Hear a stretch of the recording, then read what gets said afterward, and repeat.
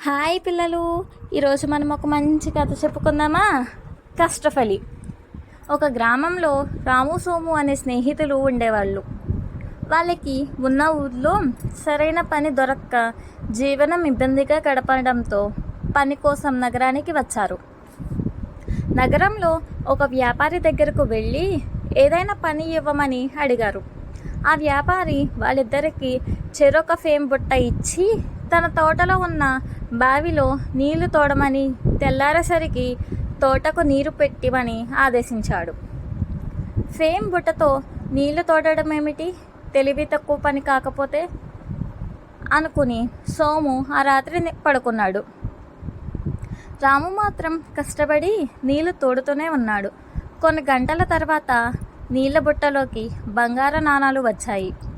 రాము వాటిని వ్యాపారికి ఇచ్చాడు. అతని ప్రయత్నానికి